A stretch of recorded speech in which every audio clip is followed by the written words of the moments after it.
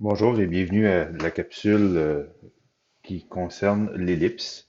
La première capsule qui concerne l'ellipse, celle-ci, on va voir ce qu'est une ellipse. Vous avez déjà une représentation devant vos yeux, euh, ce que c'est géométriquement, et l'équation, la comprendre, donc comprendre les différentes facettes de son équation. Dans la prochaine capsule vidéo, là, on va voir pourquoi le lieu géométrique qu'on va voir aujourd'hui mène à cette équation. Donc, on va en faire la démonstration. Alors, tout d'abord, alors, on dit que l'ellipse est la courbe du lieu géométrique tel que pour tout point de la courbe, donc tout point de la courbe, mettons que je prends cette ellipse-ci, euh, tout point de cette courbe respecte cette définition-ci. C'est-à-dire que la somme des distances entre un point de la courbe, imaginons ce point XY, et deux points fixes appelés les foyers. Alors ici, on a un premier foyer et on a un deuxième. Alors cette distance, si j'additionne cette distance et cette distance, peu importe où se situe le point XY, la somme des distances va toujours donner un même nombre. Donc elle sera constante. On va voir ça dans un instant. Alors, la représentation canonique de l'équation d'une ellipse, donc canonique, je vous rappelle que des paramètres ont été mis en évidence de façon à rendre son tracé et sa compréhension facile. C'est ce qu'on appelle une équation canonique. Alors, l'équation canonique de l'ellipse centrale d'origine s'écrit de cette façon-ci, x carré sur a carré plus y carré sur b carré égale à 1. On va voir ça dans un instant, ce que veulent dire chacun de ces paramètres. Tout d'abord, il est important de comprendre d'où vient l'ellipse. Alors, je vais utiliser une animation qui existe en GeoGebra, donc qui nous permet de comprendre la définition du lieu géométrique qu'on a utilisé. C'est ce qu'on appelle l'ellipse du jardinier. Pourquoi? Parce que c'est la façon que n'importe qui pourrait prendre pour pouvoir dessiner une ellipse. Alors, il suffit de planter deux bâtons dans le sable, donc pour avoir des points fixes, une corde plus grande que la distance entre les deux bâtons, et puis on peut tracer une ellipse dans le sable, dans la terre, et ainsi de suite, et ce serait parfait pour faire des plates-bandes. Alors vous voyez devant vous un écran vide là, pour l'instant. Je vais l'animer, puis je vais pouvoir vous expliquer en même temps ce que c'est. Alors, allons-y. Pour commencer, vous voyez ici une valeur d'angle, et elle correspond à l'angle qui est ici, donc cet angle-là qui est mesuré. En réalité, donc voilà, ici, L, c'est 30. Donc la longueur, c'est la longueur de cette corde et de celle-ci. On les voit s'additionner ici. Donc MF1, MF2 donne toujours 30, peu importe où se situe le point. Donc on utilise la somme de ces deux distances-là. Et ça, c'est ce qu'on ferait avec pour tracer une ellipse dans son jardin. On prendrait cela, puis c'est avec ça qu'on tracerait. Et ça représente nos deux points fixes, nos deux bâtons. Je vais vous illustrer qu'est-ce qui se passe lorsque je modifie certaines dimensions. On va terminer cette ellipse, et puis on va modifier les dimensions. Alors là, je suis allé me donner une longueur différente. Alors, disons 27,5, et on voit que je suis allé plus vite cette fois, qu'on forme une ellipse différente. Alors, dépendamment de la taille de certaines mesures, on obtient des ellipses différentes. On va prendre un peu plus de temps pour y penser cette fois. Donc, j'ai rapproché, donc la longueur est plus petite et on voit que les deux foyers sont plus près l'un de l'autre. Voilà. Et je fais un dernier cas. Vous allez voir que cette fois-ci, je vais rapprocher davantage encore les deux foyers. Les deux foyers sont très près l'un de l'autre. On a une ellipse qui est plus concentrique, qui ressemble davantage à un cercle. C'est un peu une situation comme celle-là qui représente la trajectoire de certaines planètes du système solaire. On a à tort cru longtemps que c'était une trajectoire circulaire, mais en réalité, c'est une trajectoire sous forme d'ellipse. Donc imaginez que ça pourrait ça pourrait représenter, parce que c'est très réaliste, ça pourrait représenter la révolution de la Terre autour du Soleil. Le Soleil occuperait non pas le centre, mais un des foyers. Alors, dans le cas de la Terre, les deux foyers seraient encore plus près l'un de l'autre.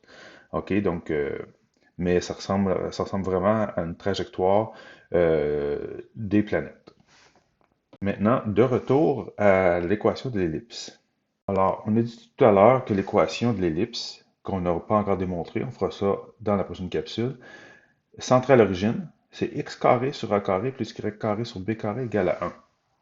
Alors, d'abord, j'ai vous voyez, deux formes différentes d'ellipses. Donc, on ne verra pas des ellipses qui ont une rotation autre que 90 degrés parce que ça amène une immense complexité au niveau des calculs. Alors, c'est le genre de choses qu'on voit seulement lorsqu'on est capable d'aborder le calcul matriciel. C'est quand même plus complexe. Alors, dans cette forme, on dit que la longueur de l'axe horizontal vaut 2 fois la valeur absolue de A. Donc, on voit ici, peu importe la forme, là. Alors, ici, on a moins A, la coordonnée du sommet à l'extrémité gauche, et celui à l'extrémité droite, c'est A. Donc, on aurait donc une distance de A ici, et une autre distance de A. Donc, on prend toujours 2 fois la valeur absolue de A. Et ici, on aurait donc 2B pour la longueur de l'axe vertical. On met valeur absolue parce qu'une longueur, c'est toujours positif. Les foyers sont situés sur le plus grand des deux axes. Donc, imaginons qu'on soit dans cette configuration-ci. Le plus grand axe de l'ellipse serait un axe vertical. On appelle ça donc une ellipse de grand axe vertical. Ben, dans ce cas-ci, les foyers sont situés sur l'axe des ordonnées parce que c'est le grand axe est vertical, euh, puisque c'est centré à l'origine. Et puis, dans le cas de gauche, le grand axe est horizontal, donc les foyers sont situés sur l'axe des abscisses, toujours dans le cas où c'est centré à l'origine. Voilà. La relation entre les valeurs respectives des paramètres A et B et celle de la distance focale C, la distance focale. Qu'est-ce que c'est la distance focale? C'est la distance entre l'origine, le centre de l'ellipse, parce qu'on ne sera pas toujours centré à l'origine, entre le centre de l'ellipse et le foyer.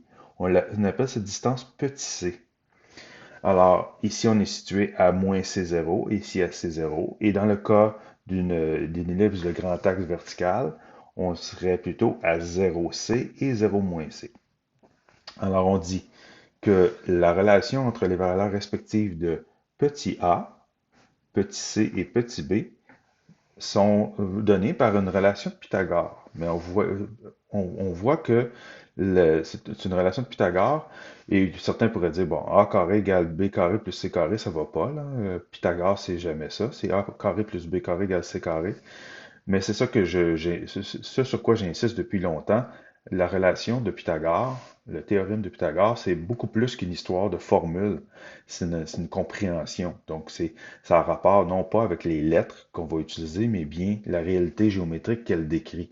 C'est-à-dire, la relation de Pythagore dit que la somme des carrés des catètes d'un triangle rectangle est égale au carré de son hypoténuse. Alors, ici, c'est ça qui est important de comprendre.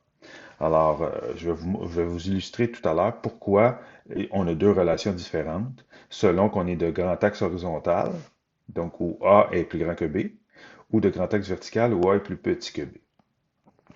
Bon, d'abord, on va aller voir, on va faire un saut pour voir un peu qu'est-ce que ça donnerait une ellipse qui ne serait pas centrée à l'origine, juste pour comprendre un peu c'est quoi la modification qu'on va apporter à l'équation. Puis en même temps, je vais avoir l'occasion de vous illustrer pourquoi on obtient des relations de Pythagore. Alors nous voici avec une autre ressource GeoGebra de l'auteur Zosian qui parle de l'ellipse. Et cette fois-ci, on voit des différences. On voit que, bon, pour l'instant, notre ellipse est centrée à l'origine, comme pas de problème. On a pris un point P sur l'ellipse et on a pris deux foyers, F2 et F1. Ça n'a pas d'importance, hein, F1, F2 ou F2, F1, c'est pas grave lequel on a. Bon, cette fois, on voit apparaître un H et un K en rouge et en bleu. Bon, c'est des paramètres qu'on connaît déjà. On le connaît dans les fonctions. Cette fois-ci, on le voit apparaître dans une relation mathématique. Donc, une relation géométrique, ce n'est pas une fonction. Comme d'habitude, on va aller voir l'effet des paramètres H, K, mais aussi qu'est-ce qui se passe lorsqu'on modifie les deux dimensions ici, 3,5 et 5,4. Qu'est-ce qu'elles représentent, ces dimensions-là? Donc, on voit que vert, c'est associé à A et orange, c'est associé à B. Alors, on va voir ce que ça donne.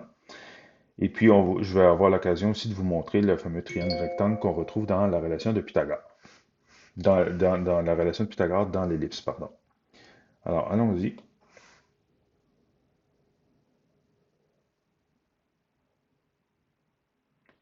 Alors, j'ai joué avec les dimensions de A et B. Donc, on a vu ce que ça change. Bon, maintenant, H et K, qu'est-ce que ça fait? C'est qu'on change le centre, on déplace le centre. C'est tout simplement ça. Donc, on voit que ça ne change pas l'ellipse.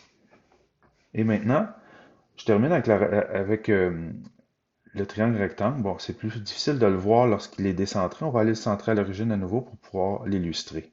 Voilà. OK, je prends quelques minutes pour en discuter. Je vais déplacer le point. Voilà. Alors, on sait que le point de l'ellipse peut être déplacé n'importe où, hein. Tout point de l'ellipse, on respecte les, euh, la définition que la somme des distances est toujours la même. Ici, en couleur, j'ai illustré diverses positions possibles. Donc, quelques positions possibles du point P. Alors, bien sûr, au départ, le point P était situé ici. Maintenant, on l'a placé ici pour les fins de discussion. Il pourrait être placé là, il peut être placé là, il peut être placé là, il peut être placé n'importe où. Bon, on va commencer par examiner le cas rouge. Si le point P est placé là, on voit aisément que ça ici, c'est la distance petit a. Et donc, c'est là qu'il est facile de voir que si je pars du premier foyer, et donc je vais même l'écrire, on va le dessiner. Si je pars du premier foyer, du foyer ici et je me rends là, et que je repars de ce point-là et que je me rends à l'autre foyer, voici la somme des distances que je franchis. Maintenant, je pourrais déplacer ça. Donc, je pourrais déplacer la deuxième, pardon, celle-ci, que je viens de dessiner. Je vais la redessiner, mais cette fois-ci, je vais la décaler. Donc, de là à là. C'est pour ça qu'on dit que la longueur du grand axe est 2A, donc sans problème ici. On le voit aisément. Et on a cette dimension-là. Maintenant, si on a 2A ici, ben on a donc 2A là. On a A ici et A là, tel qu'il est dessiné en ce moment. C'est celui qui est le plus difficile à saisir. Parce que en ce moment, je vous l'explique, notre grand axe mesure 2A, 2A, et que, sachant qu'on peut déplacer le point n'importe où, si je prends le cas particulier de déplacer le point ici ou en bas, là, on s'entend que c'est pareil, ben, je me retrouve donc que la somme de mes distances va demeurer la même, c'est-à-dire 2A. Alors, si on a 2A ici, alors on a A comme hypoténuse. On a petit c comme cathète, puisque c'est la distance focale. Le foyer est toujours situé à une distance c du centre. Et on a petit b comme demi-petit axe, donc autre cathète. C'est ce qui nous amène à dire que dans cette configuration, c'est-à-dire où le grand axe est horizontal, on a que A carré est égal à B carré plus C carré, et non pas comme on est habitué de le- de dire que A carré plus B carré égale C carré quand on fait juste bêtement voir la relation de Pythagore comme une formule.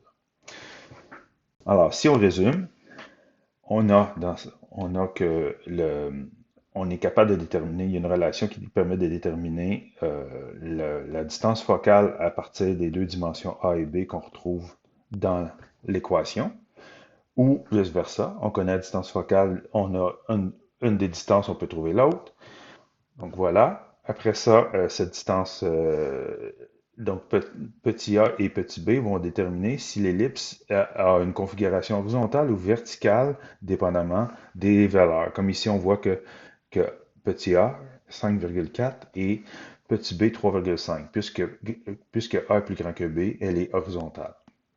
Autre chose, H et K, on voit que ça déplace, comme je vous ai montré tout à l'heure, ça déplace tout simplement le centre de l'ellipse. Toute l'ellipse suit et on peut la replacer n'importe où dans le plan. Voilà. Alors, si on revient au départ, on peut dire donc, comme j'ai dit tout à l'heure, on a deux relations dépendamment si on a grand axe ou petit axe vertical ou horizontal. Alors ici, on a A plus grand que B. Alors on pourrait, à la limite, aller placer notre corde qui sert à fabriquer à faire tous nos points de l'ellipse, de telle façon à ce que ici on a petit a, petit c et petit b. Donc c'est pour ça, moi, je vous encourage à ne pas apprendre ça par cœur, mais juste à comprendre qu'on peut toujours le déplacer, puis aller se retrouver, et on se rappelle, je le fais comme ça. Ah oui, ici, c'est petit a carré égale b carré plus c carré. Alors qu'ici, ben, il suffit de faire la même chose. Alors je déplacerai ça ici et là, j'obtiendrai ce triangle-là.